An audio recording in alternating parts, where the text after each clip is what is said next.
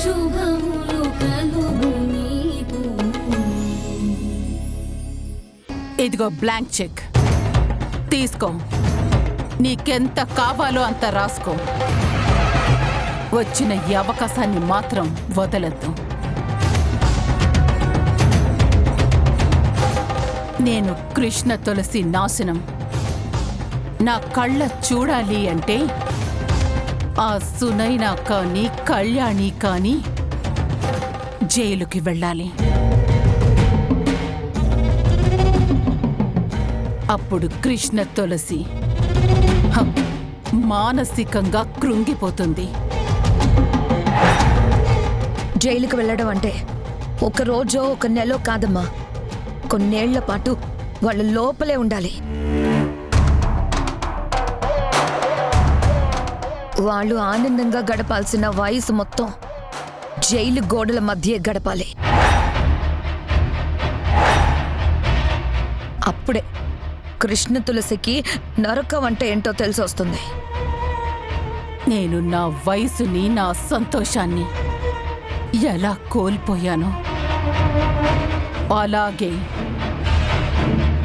కృష్ణ తులసి కూతుళ్ళకి జరగాలి.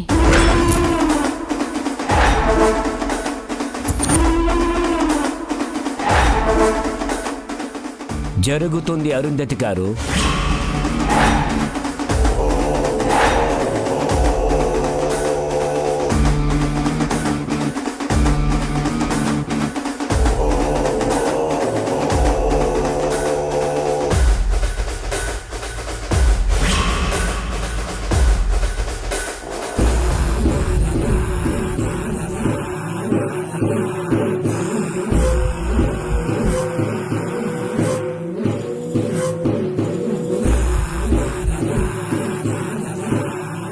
ఖచ్చితంగా జరిగేలా చేస్తాను.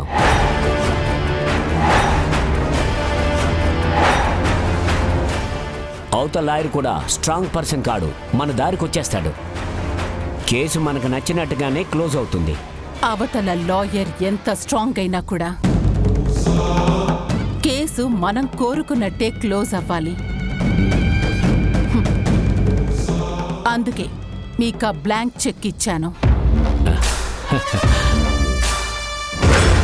వాళ్ళకి శిక్ష పడి తీరాలి.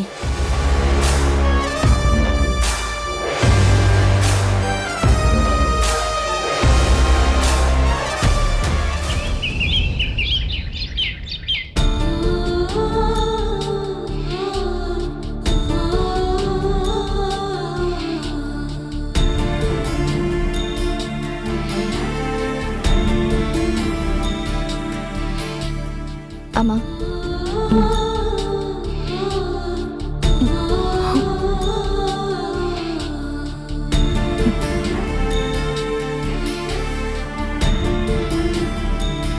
ఇప్పుడేం చెయ్యాలి కళ్యాణి?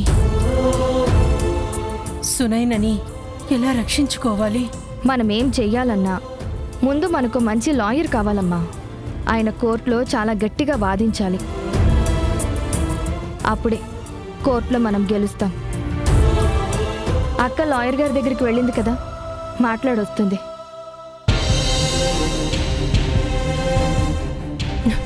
అమ్మా వారాహి, ఏమైందమ్మా? లాయర్ గారితో మాట్లాడావా? ఏమన్నారు ఆయన? మనం చూసుకున్న కొత్త లాయర్ కూడా మన కేసు వాదించనని తప్పుకున్నాడమ్మా.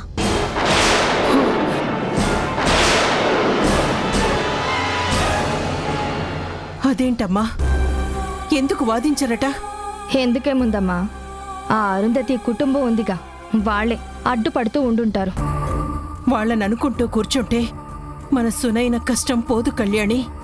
మరి మనం ఏ లాయర్ని చూసుకున్నా వాళ్ళు వెనక్కి వెళ్ళిపోతూ ఉంటే ఇంకేమనుకోవాలమ్మా? ఏ లాయర్ని వెళ్ళి అడగాలి మన కేసు వాదించమని? అమ్మా కళ్యాణి, మీరు కంగారు పడకండి.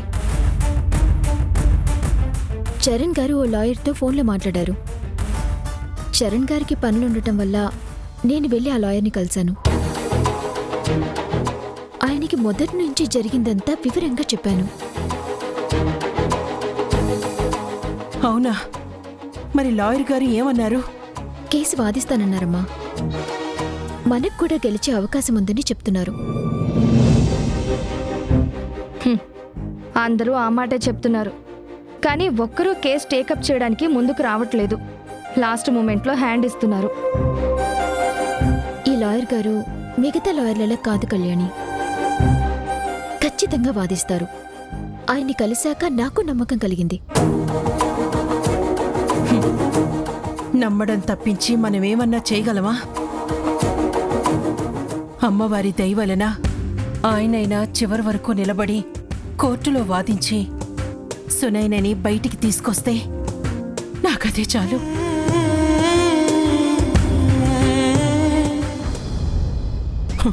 అదిగో అదిగో రక్తం, అదిగో అదిగో శవం, అదిగో అదిగో అక్కడే ఉంది, అక్కడే ఉంది.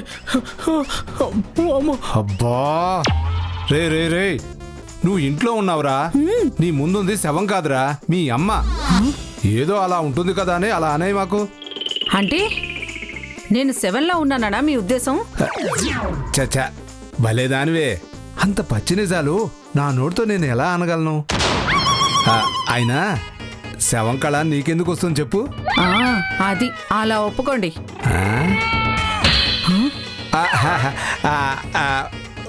రే, నువ్వు మరీ అంత భయపడకరా. నిన్ను చూస్తుంటే నాకు భయం వేస్తుంది. మీరెవరో భయపడకండి. ఈ భయం ఎందుకో, దీన్ని ఎలా తగ్గించాలో నేను నా సుబ్బుని అడుగుతాను. ఏం అక్కర్లేదు, నీ సుబ్బు గిబ్బు ఏం అక్కర్లేదు. నేను నా సిల్క్ని అడుగుతాను. హాయ్ సిల్క్, ఒక్కసారి పలుకు. హాయ్ శేఖర్, ఏంటి మ్యాటర్? నా కొడుకు విపరీతంగా భయపడుతున్నాడు. టాబ్లెట్లు వేసినా జ్వరం తగ్గట్లేదు. వాడికి ఆ భయం తగ్గాలంటే ఏం చేయాలో చెప్పవు? ఎందుకు భయపడుతున్నాడు? నిన్నటిదాకా వీడి కళ్ళ ముందే తిరిగిన ఒక మనిషిని దారుణంగా హత్య చేశారు. ఆ శవాన్ని వీడు చూశాడు. ఆ శవాన్ని చూశాడా? ఇతనే అతన్ని శవంగా చేశాడా? హే, ఏంటి సిల్కు, ఏం మాట్లాడుతున్నావు నువ్వు? శవాన్ని చూస్తేనే వణుకు పుడుతోంది. నాకు కొన్ని శవంగా మార్చేంత ధైర్యం ఎక్కడుంది? ఇంతకు ముందు నీ కొడుకు గురించి అడిగినవన్నీ క్రిమినల్స్ మెంటాలిటీ ఉన్న వాళ్ళు అడిగేవే అడిగారు. ఓసారి రేఖని ఎలా పడేయాలి అని అడిగారు. అంతకు ముందు ఓ ఫ్యామిలీని బాధ పెట్టి పార్టీ ఎలా చేసుకోవాలి అని అడిగారు. మొన్న కూడా ఒక మనిషి బాధపడుతుంటే మీరు చూసి ఎంజాయ్ చేశారు. ఇదంతా క్రిమినల్స్ చేసే పనులే కదా. ఆ మర్డర్ చేసి ఉంటాడని నా అభిప్రాయం. నిజం చెప్పు, నువ్వే వాడిని చంపావా? చీ, ఊరుకో నాన్న, నేను వాడిని చంపడం ఏంటి? అంటే అదేదో వాగిందని నా కొడుకును అనుమానిస్తున్నారా? అంటే సిల్క్ అబద్ధం చెబుతుందంటావా? నా సిల్క్ అబద్ధం చెబుతుందంటావా? అవును, మీ సిల్కే అబద్ధం చెప్తుంది. దానికి నా కొడుకన్నా నేనన్నా పడదు. అందుకే అది కావాలని నా కొడుకు మీద అబాండాలు వేస్తుంది. అదేం కాదు, నా సిల్క్ అలాంటిదేం కాదు. ఏదో పొరపాటున అలా చెప్పుంటుంది అంతే. మీరు దాన్నే వెనకేసుకురండి. మీకు మాకంటే కూడా మీ సిల్కే ఎక్కువైపోయింది కదా. మీరీ మధ్య దానికి బాగా బానిసైపోయారు. పెళ్ళామంటే చేదైపోయింది మీకు. ఆపండి అమ్మా, నాన్న, సిల్క్ అయినా సుబ్బైనా అది ఏ అని మర్చిపోకండి. ఏదో మనిషి గురించి దెబ్బలాడుకున్నట్టు అలా దెబ్బలాడుకుంటారేంటి? అసలు ఇక్కడ నా టెన్షన్ తగ్గక నేను చేస్తుంటే నువ్వెందుకు నా టెన్షన్ పట్టావు? ఎందుకేంటి? ఆ సునైన అంత భయస్థిరాలా కనిపిస్తుంది, కానీ అదే ప్రణయ్ని అంత దారుణంగా చంపేసిందంటే? ఏమోరా, నాకెందుకు ఆ హత్య నిజంగా సునైన చేసి ఉండదేమో అనిపిస్తుంది. ఎందుకు అనిపిస్తుంది మీకు? ఎందుకేంటి, సునైన పుట్టింది నాకే కాబట్టి, దాని మెంటాలిటీ చిన్నప్పటి నుంచి చూస్తున్నాను కాబట్టి. తను చేయకపోతే ఆ హత్య ఎవరు చేసుంటారు నాన్న? నాకు అదే అర్థం కావట్లేదురా. ఎవరా మనిషి? ఇంకో మనిషిని అంత దారుణంగా ఎలా చంపారు? అమ్మో, అది మళ్ళీ గుర్తు చేయకు నాన్న. ఒరేయ్, నువ్వు భయపడకరా, నన్ను కొంచెం ఆలోచించనివ్వు. మీరు ఆలోచించి కోర్టులో లాయర్లా వాదిస్తారా ఏంటి? నానా, నువ్వు పడుకోరా, నీకు చల్లగా మజ్జిగ తీసుకొస్తాను.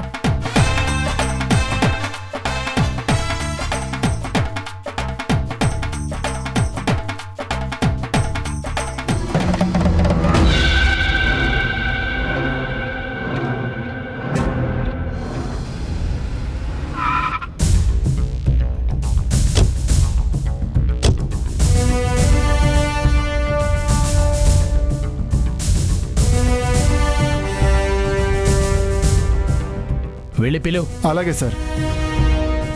ఆ బైక్ ఇదేనా? అవును సార్, నెంబర్ కూడా ఇదే.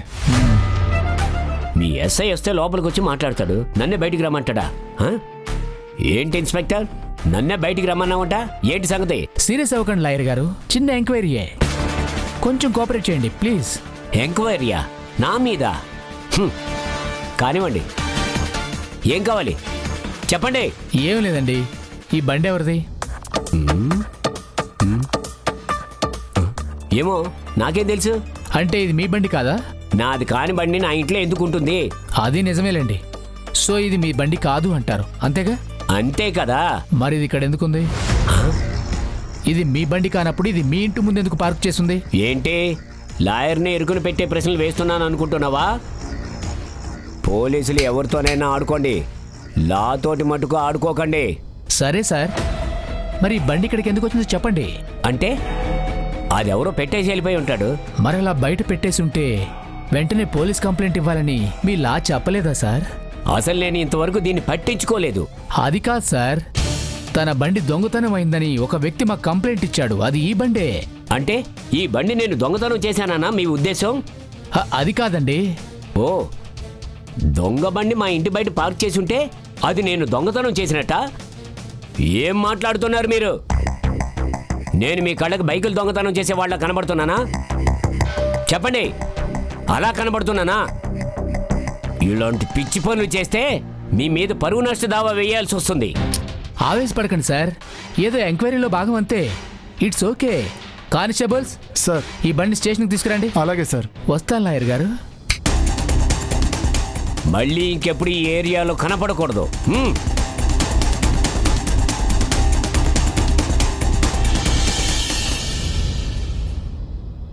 Hi friends. ఆడవాళ్లగా పుట్టినందుకు కొంతమంది మగవాళ్లతో మాటలు పడడమే కాకుండా వాళ్ళు చేసే దుర్మార్గాలకి బలైపోతూ ఉంటారు. అలాంటి ఓ మగాన్ని ధైర్యంగా ఎదిరించే క్రమంలో మా సునైన ఈరోజు కోర్టుకు వెళ్తుంది. మీరందరూ తనకి సపోర్ట్గా ఉండాలని ఆశపడుతున్నాను. మీలో ఏ ఒక్కరి ప్రార్థనైనా ఆ దేవుడి చెవులకి చేరితే ఆయన మా సునైనని ఆ కష్టాల్లోంచి బయటపడేస్తాడని అనుకుంటున్నాను. Okay friends, thank you.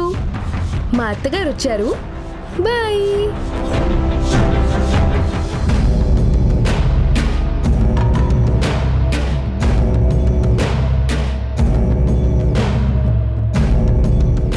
అంటే నీ వాళ్ళు ఏం తప్పు చేసినా సేఫ్గా ఉండాలనా నీ ఉద్దేశం? తప్పు చేసిన వాళ్ళకి శిక్ష పడాలనేదే నా ఉద్దేశం. అయితే ఖచ్చితంగా సునైన జైలుకు వెళ్తుంది. మీరు వేసిన కేసులో నిజాయితీ ఉందో లేదో మీకు తెలుసుగా.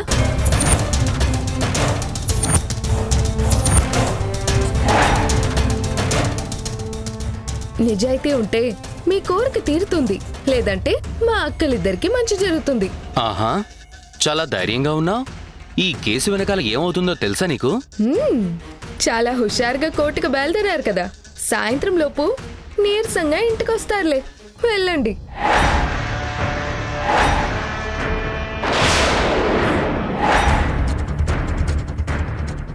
ఇక్కడ నా ఇంట్లో ఉంటూ మీ అమ్మ వాళ్ళకి సపోర్ట్ చేస్తావా? ఏ, మీ నాన్నగారు చనిపోయి ఇన్నేళ్లయింది. ఇప్పటికీ మీరు మీ నాన్నకి బాసటగా నిలబడలేదా? మీరు ఆడవాళ్లే, నేను ఆడపిల్లనే. ఆడవాళ్లు ఎక్కడున్నా, ఏ బాధ్యతలు మోస్తున్నా అమ్మ చాటు ఉండాలని ఆశపడతారు. అత్త అమ్మగా మారినప్పుడే అమ్మ చేయి వదిలేస్తారు. నువ్వు మీ పుట్టింటికి ఎంత సపోర్ట్ చేసినా, నీ ఫాలోవర్స్ ఎన్ని ప్రార్థనలు చేసినా మేము ఈ కేసు గెలుస్తున్నాం. మేము పెట్టిన కేసు నుంచి తప్పించుకున్నా ఆల్రెడీ హత్య కేసులో ఇరుక్కుంది, ఇంకా తప్పించుకోలేదు. ఈ ఇంట్లో ఎవరికి ఏ కష్టం వచ్చినా మా అమ్మ వాళ్ళంతా మీరు బాగుండాలని పూజలు చేస్తారు. మీరు మాత్రం ఇదిగో ఇలా లాయర్లని కొనేసి బ్లాంక్ చెక్కులిచ్చి మరీ వాళ్ళ నాశనం కోరుకుంటున్నారు.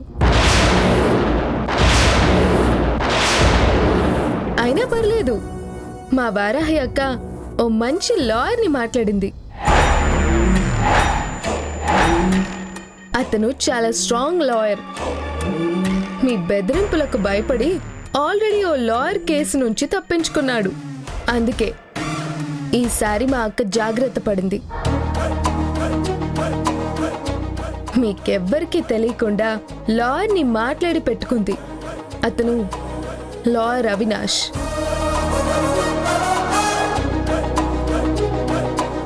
చాలా స్ట్రాంగ్ లాయర్. మీకింక వేరే దారి లేదు, ఓడిపోవడం తప్ప. ప్రిపేర్ అయి వెళ్ళండి. అరుంధతి, మీరు హాసిని మాటలేం పట్టించుకోకండి. ఖచ్చితంగా మీరు అనుకున్నదే జరుగుతుంది. వెళ్ళిరండి.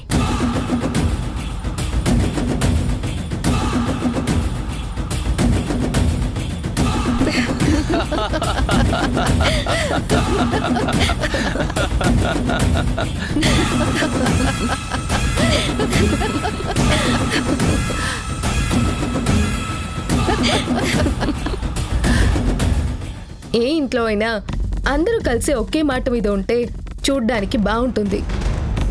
కానీ ఇంట్లో వాళ్ళందరి ఆలోచన ఒకేలా ఉన్నందుకు భయం వేస్తుంది.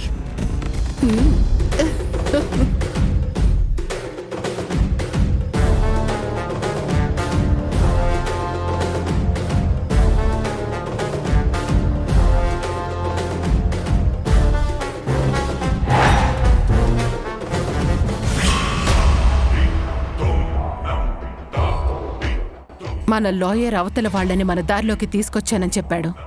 కానీ హాసిని చెప్పేది వేరేగా ఉంది. ఎందుకైనా మంచిది, నువ్వో పని చేయి. ఏంటమ్మా?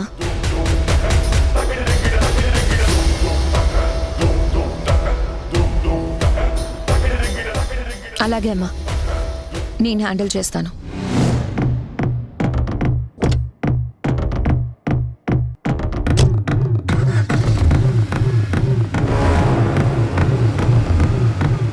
డ్రైవర్,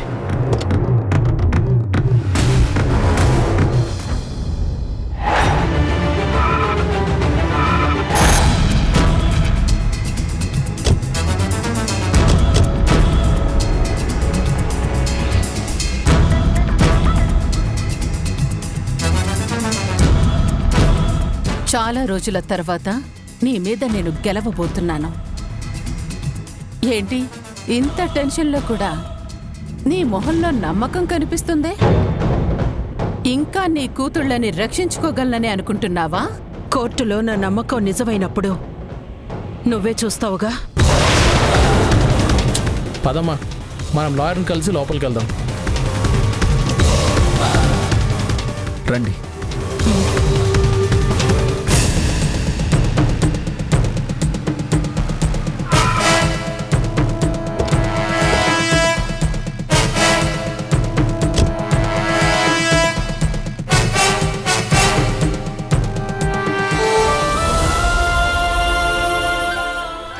అమ్మా, అమ్మా సునైనా, అమ్మా.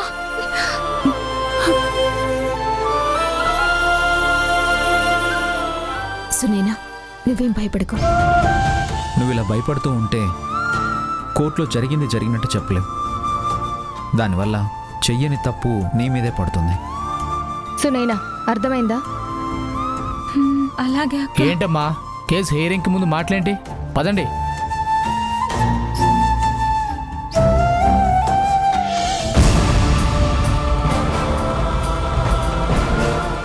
ఏమండి, మన లాయర్ గారేంటి ఇంకా రాలేదు? బయలుదేరారంట. గంట క్రితమే నాకు మెసేజ్ కూడా పెట్టారు.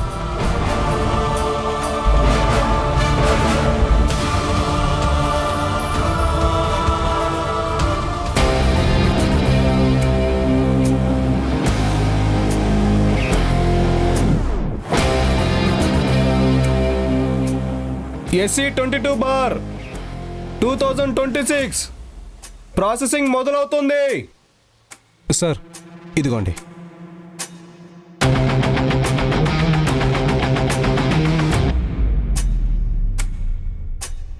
మిస్టర్ చంద్రకాంత్, మీరు విక్టిమ్ తరపున వాదిస్తున్నారు. మరి సస్పెక్ట్ తరపున మిస్టర్ అవినాష్ ఇంకా వచ్చినట్టు లేరు? ఏవండి ఏమైందో ఒకసారి ఫోన్ చేయండి. Phone out of coverage area అని వస్తుంది. మైలాడ్, వాళ్ళు లాయర్ పేరు మెన్షన్ చేశారు కానీ ఆయనకు ఆ విషయం ఇన్ఫార్మ్ చేసినట్టు లేరు పాపం.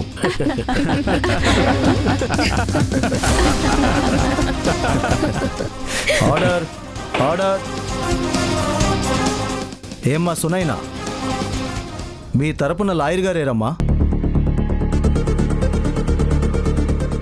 ఎక్స్క్యూజ్ మీ సార్, సునైన తరఫున లాయర్ అవినాష్ గారు కోర్టుకు వస్తున్నానని గంట క్రితమే చెప్పారు.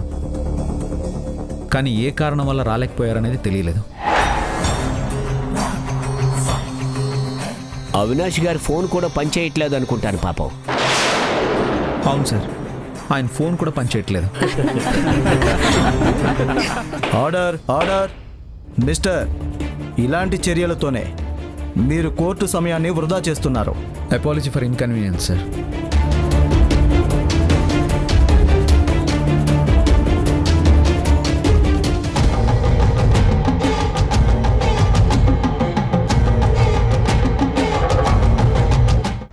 చెప్పండమ్మా, ఆ నియమాల గురించి ఏదో చెప్తున్నారు. నా పిల్లల భవిష్యత్తు బాగుండాలని నేను ఆ నియమాలు రాశాను. అందుకోసం మేమందరం వాటిని నిక్కచ్చిగా పాటిస్తున్నాం. అంత నిక్కచ్చిగా పాటించినప్పుడు భయస్థురాలైన మీ మూడో కూతురు సునైనా ఆ ప్రణయ్ దగ్గర జాబ్ చేయమని ఎలా పంపించారు?